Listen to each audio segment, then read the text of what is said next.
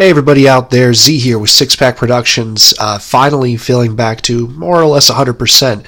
So I have a story coming up here that's going to have a little lesson at the end for some of you guys who may find yourselves in a similar position in the future. But on top of that, I would also like for comments to the video to, try and include, among other things, the timestamp of the moment where you went, oh yeah, I would have gotten the fuck out of there. This will make sense as we go on. So the story I'm going to tell you is from my college years, so before the story from last week, much longer than that, and it concerns a sorority. So the first red flag goes up right off the bat. On this particular day, so this was a Saturday, no classes, simply was going to spend the evening hanging out at my fraternity brother's house, doing nothing, to be entirely honest. No party going on, no big events, so maybe 8 or 10 of us, half of whom were living in the house or next door, basically just planned to chill with a couple six-packs and video games, and that was going to be it. A very relaxing Saturday was in store. Or it was until an hour-ish after my arrival, one of the guys in the house gets a phone call that he answers and immediately starts talking with a level of alarm and concern in the tone of his voice. And the questions that he's asking, leading everyone around to believe that something is wrong, someone might be hurt or injured, a really high level of actual concern, almost on panic. And as he gets off after a couple minutes, he turns to me and asks if I drove, which I did. He goes on to say, well, okay, we need to go to this, and he names a supermarket that's probably about a mile away in a shopping center complex. And then we need to pick up a girl. I'm confused as to why he says that, because that's not a request that comes up very often. I knew who the girl was. I had met her and hung out with her a couple of times before, but we certainly weren't friends in any capacity. So apparently what had happened was that the girl with whom he'd been hooking up, it was not a girlfriend, it was no real serious relationship, and her sorority were getting ready for their formal dinner/dance event. If you're not familiar with the U.S. and Greek life, this would have been in the previous decade, and that's just sort of how things went. Fraternities and sororities at the end of each academic year would have a big event where everybody just gets hammered and reminisces about the year. From what I can tell, most frats and most sororities have since gotten cucked pretty hard. So if I was in college in your shoes, just for the record, I wouldn't bother with it. You probably have better options, especially if you're trying to do it to party and get laid more. But I digress. So he has said that his fuck buddy, let's be real clear, called him to say that her friend, this girl, and both of them I had met before, got so trashed pre-gaming that the person driving the shuttle that was supposed to take them from the parking lot of this shopping center to the venue would not allow her on the bus. I mean, this girl apparently was that bad this was probably like 7 o'clock in the evening, maybe even a little bit later than that, but definitely not early, but also not in the middle of the night. It was like, what the hell are you doing? Going this hard this soon, especially in preparation to go to a venue where you're going to eat a meal and drink a whole lot more, and then probably drink more after. So here's a life lesson, one of a couple lessons this story could teach you. After drink number 3, you're no longer fucking pre-gaming. You have started gaming. You are in the midst of the game. All right? And she is asking him, my buddy's fuck buddy is asking for him to go and get her. But he doesn't have a car. Who has the car?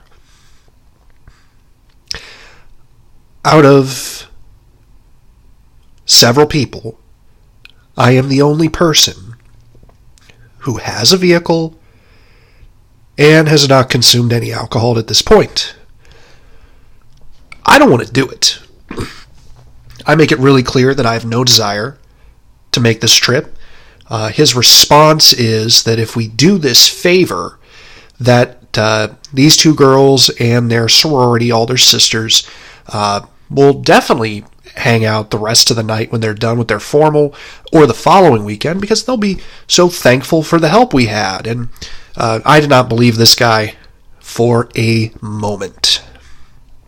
But he kept at it and knew that he wasn't going to let this go.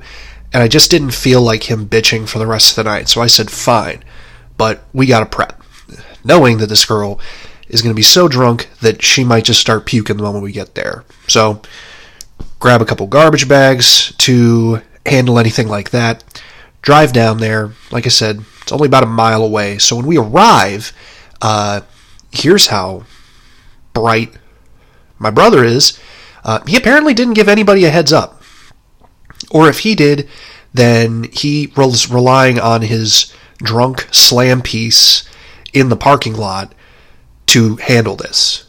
We didn't see any shuttle, by the way, so we don't know if he took a group and was coming back for the rest, or just said, hey, I'm getting out of here, you got 5 minutes to figure your shit out. I don't know what exactly that was, but I arrive. It's myself, the guy who got the call, his name was Devin, and one of Devin's friends who was in his pledge class, Ryan. So there's three of us. I pull up next to, and it's easy to see a group of, 24 wasted girls in dresses that are just barely able to cover their private parts, and figure out that's who we need to see. So arrive, Devin gets out, Ryan gets out, they get the girl, they help her into the back seat. My car is then swarmed by the remaining 23 women because nobody fucking knew it was me coming. Nobody said, apparently, hey, these guys from this frat are going to show up and get her back to campus, so here's the vehicle we have to look for. You morons, this is how fucking kidnappings happen, because you don't communicate. And you know what? This ain't my job right now. All I'm going to do is drive back to campus, ditch this chick, and then not think about it again, and then probably taunt Devin in the coming days about him being so stupid as to think that this got us any sort of equity. Now, fortunately, his hookup, that girl made sure everyone understood. Took a minute, but everyone got on the same page without it escalating too far. But the girls at the driver's side window proceed to rather rudely tell me that that's their sister and she means the world to them, so we better take great care of her and not any funny business while she's drunk. And at this point, I'm driving a van, to be clear. It's a minivan. That's what I had in college, so, hey, there's room for 2-3 more people. I look at them and go, you know what, if you don't trust us and you're that concerned, hop in and we'll take you guys back with her. Their response, I can't go, it's formal night. My white girl wasted impression will never get better than that, and I'm okay with that. Yes, despite all the concern about this girl being grabbed by men who were, to them, complete strangers, being put into a vehicle with which they weren't familiar to go off to who knows where, not a one of them wanted to take the time out of their celebration night, which was celebrating nothing. It was just an excuse to get even more drunk than usual. They weren't going to give that up for her. So I just roll my eyes and roll up the window, and off we go. Now, she does not get sick in the car, from what I remember. Or if she did, it just ended up in the bag. It was minimal. No worries there. But she can't even keep her head up. I mean, this girl's on the verge of passing out, and it occurs to the three of us as we're driving, if we get this girl onto the sidewalk at the edge of campus, she will probably be able to pull off 2 steps, maybe 4, through sheer luck and willpower before she face plants onto the fucking pavement. And then guess what happens? There's my ass and my license plate on a camera somewhere in campus, being hauled in for a suspected kidnapping.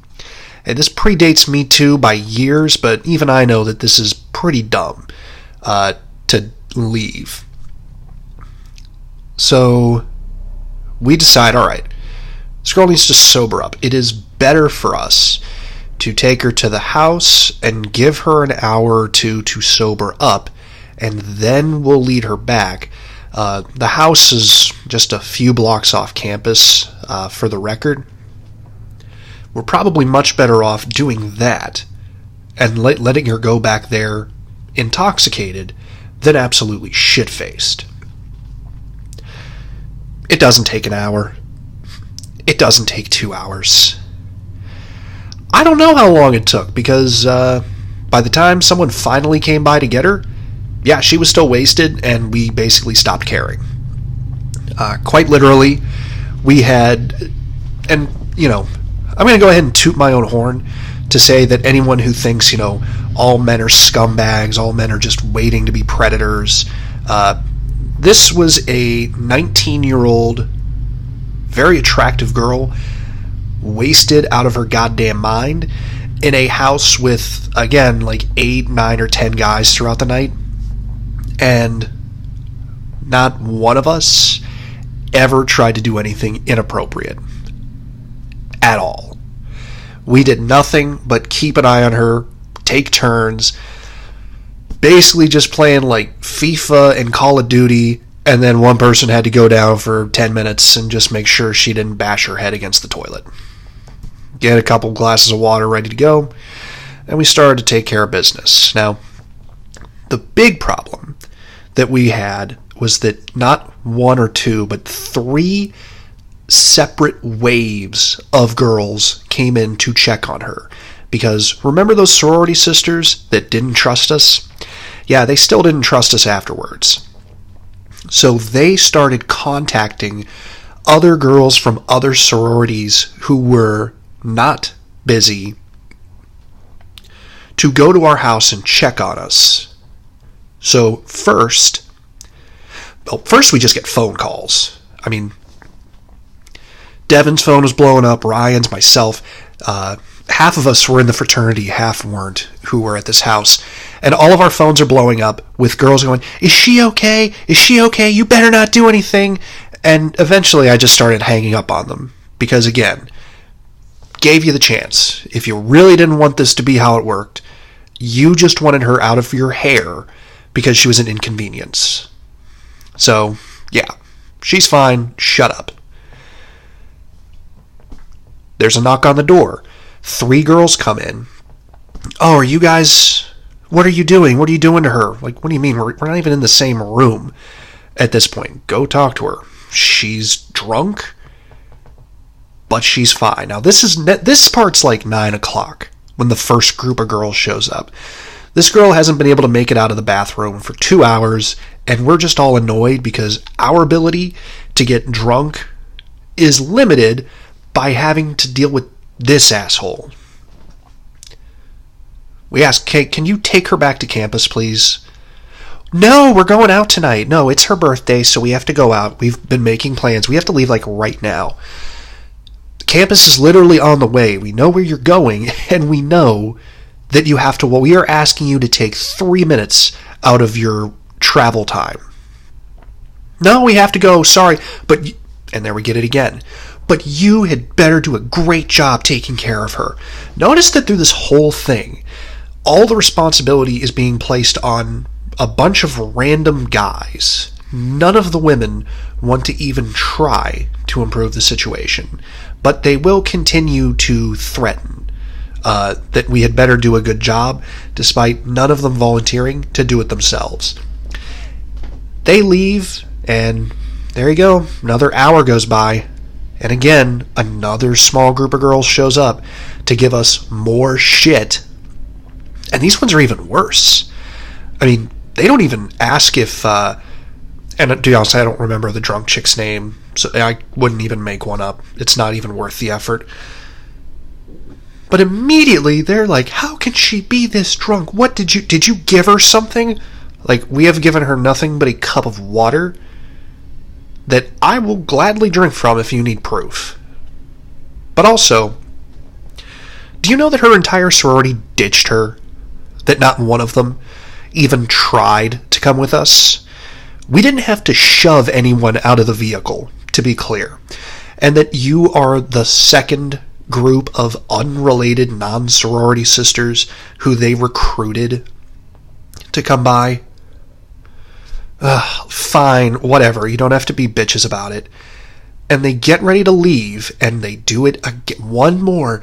You better look after her, and we're done. I mean, we collectively have been showing tremendous patience at this point. Yeah, it's over.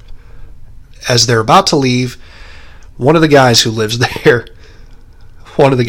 there proceeds to say at the top of his lungs, "Get the fuck out. You are terrible friends. And the next person who knocks on my door accusing me of doing anything wrong had better drag her ass out of here too." And then they had the audacity, these 2-3 women in the second group, to come back at us going, how dare you call us bad friends? We look after our friends. We're going to make sure everyone gets home safe tonight. Really? Because you're leaving this girl in this house with nearly a dozen guys who you don't know at all, and you're way too comfortable with that. So are you going to get her the fuck out of here? Well, no, we have this birthday party, and then we have... Okay, fine. You don't want to? Fine. Get the fuck out and accept that you're an awful friend. And they leave. Mad. Go figure. She did not get out until 11:30, when a couple of the girls from the sorority stumbled in, taking her. So we got to spend somewhere between 4 and 5 hours playing babysitter to a 19-year-old who had somewhere around 30 other women refuse to inconvenience themselves in the slightest to ensure her safety in a walk that would have taken them 15 minutes, given her state. And in case I didn't make it clear in my rather bitter commentary throughout, there was never thanks. There was never the party that Devin was so confident would happen, whether he was shocked about it, or whether he knew it was a lie and just was trying to get a little boost, a little virtue signal for the sake of his slam piece. I couldn't tell you. To be honest, I ended up being at odds with him afterwards, and this is just one extra nail in the coffin to speed up that process, because I got tired of this shit. So, what are the lessons that people watching this should take away? Guys, in particular. There is no such thing as what I would call kindness equity with women. Ever. Ever, ever, ever. Don't be a nice guy because they will assume they are entitled to that treatment. And by the way, this went beyond nice. This went beyond polite. This was just stupid on my part. And I should have dropped that ball as soon as someone criticized me for volunteering to pick her up. At that moment, I should have gotten out of the car, keys in hand, and said, well, take her back. if I'm that shady and you don't want me around, then you deal with it or find someone else. I didn't. But, yeah, that pretty much spelled the end for going out of my way. And that should be your goal too, guys. Anything that you do, the bigger the inconvenience, the bigger the struggle, the more effort that you put into helping a woman,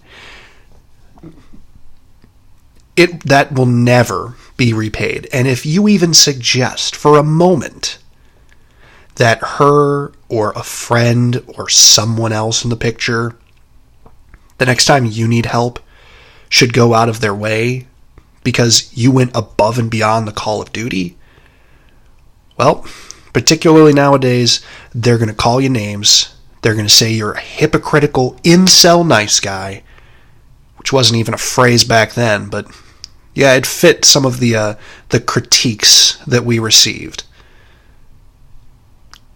Yeah, I guess the lesson is never help any woman ever that is not your own family member or wife. I mean, that's about as much as I'd give it to you, because there will be absolutely no benefit and it will not be worth the hassle. So, there it is. That's my story. I will be sticking to it. Z here with Six Pack Productions, about to sign off. As always, like, share, subscribe, comment. I appreciate all the input and feedback. Peace out, guys. Take care.